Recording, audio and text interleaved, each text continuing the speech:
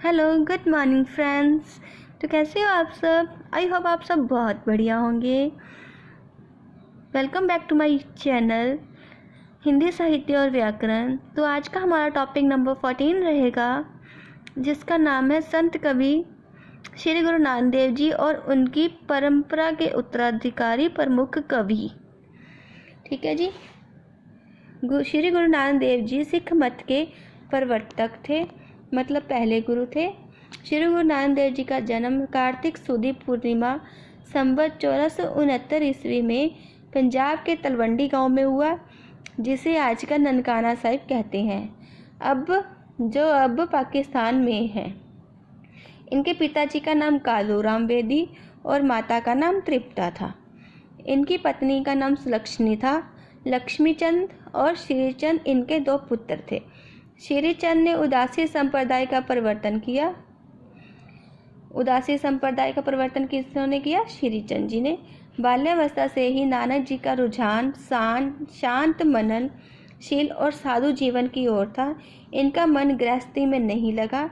ये प्राय देश भ्रमण के लिए निकल जाया करते थे और वहाँ विभिन्न धर्मों संप्रदायों के साधु संतों और विद्वानों से इनका सत्संग होता रहता था। बचपन से ही इन्होंने संस्कृति, फारसी, पंजाबी व हिंदी का अध्ययन किया था। ठीक है जी। तो गुरु नानक देव जी के बारे में है। गुरु नानक देव जी की भगत थे। भक्ति भाव से तल्लीन होकर ये गाते थे। उनका संग्रह आदि ग्रंथ में किया गया है। इनकी वाणियों का संग्रह श्री गुरु अंगद देव जी ने किया। आचार्य हजारी प्रसाद द्विवेदी जी ने कहा है, यदि इनके भक्तों की त्याग भावना, दुख बर्दाश्त करने की शक्ति और अपार धैर्य को देखा जाए तो यह मानना पड़ेगा कि जैसी अद्भुत प्रेरणादायिनी शक्ति इनकी वाणियों ने दी है, वैसी मध्य युग में किसी अन्य संत वाणी ने नहीं दी है। ठीक है जी। रचनाएं कौन सी है? जपू जी, आशा दीवार, रहरास साहिब, सोहिला, नसीहतनामा। ठीक है जी। नानक की बानियों का संकलन गुरु ग्रंथ साहिब के महला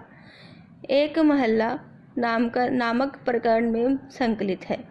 इनके कविताओं की भाषा हिंदी, फारसी, पंजाबी है, जबकि नसीहतनामा नामक शीर्षक रचना में खड़ी बोली का रूप व्यक्त हुआ है।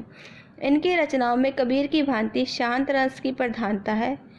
नानक के छंदों का प्रयोग नहीं किया गया है। नानक ने इनके पद राग रागनियों में रचित हैं। तो आगे है गुरु नानक के परंपरा के उनके उत्तराधिकारी प्रमुख कवि। तो सबसे पहले है गुरु अंगद देव जी। ये सिखों के दूसरे गुरु थे। इन्होंने गुरु नानक देव जी की रचनाओं का संग्रह किया, गुरुमुखी लिपि में संशोधन कराया था। लंगर प्रथा इन्होंने ही प्रारंभ करवाई थी। इनकी कुछ रचनाएं आदि ग्रंथ में संग्रहित है। इनकी रचनाओं में सदाचार, भगवत प्रेम, गुरु भक्ति के भाव प्रधान है। इनका जन्म 1504 ईस्वी में और मृत्यु 1552 ईस्वी में हुई। श्री गुरु राम अमरदास जी, यह सिखों के तीसरे गुरु है। इनका जन्म 1479 और मृत्यु 1574 ईस्वी में हुई। इनके भी कुछ दोहे गुरु ग्रंथ साहिब में संकलित है। श्री गुरु रामदास जी, यह सिखों के चौथे गुरु थे। इनका जन्म 1514 ईस्वी में और मृत्यु 1518 आएगा। चलो मैं बाद में देख के बताऊंगी। ईस्वी में हुई। इनकी रचना आदि ग्रंथ के चौथे महल्ले में संकलित है। श्री गुरु अर्जुन देव जी, यह सिखों के पांचवें गुरु हैं। इनकी गणना अच्छे कवियों में होती है। इनका जन्म 1563 ईस्वी और मृत्यु 1606 ईस्वी में हुई। गुरु ग्रंथ साहिब में पांचवें महल्ले में 6000 पद संकलित हैं। इनकी प्रसिद्ध रचनाएं निम्नलिखित है। सुखमणि, बारहमासा, बावन, आखिरी। गुरु अर्जुन देव जी ने 1604 ईस्वी में गुरुओं की वाणियों तथा सिख पंथ के बाहर के कुछ संतों की वाणियों का संग्रह और संपादन किया। इन्होंने ही इस ग्रंथ की सबसे पहले गुरुमुखी लिपि में लिपिबद्ध कराया था। ठीक है, सबसे पहले क्या है, ग्रंथ को गुरुमुखी लिपि में ही करवाया था। गुरु तेग बहादुर जी, ये सिखों के 9वें गुरु है। इनका जन्म 1622 ईस्वी और मृत्यु 1675 ईस्वी में हुई थी।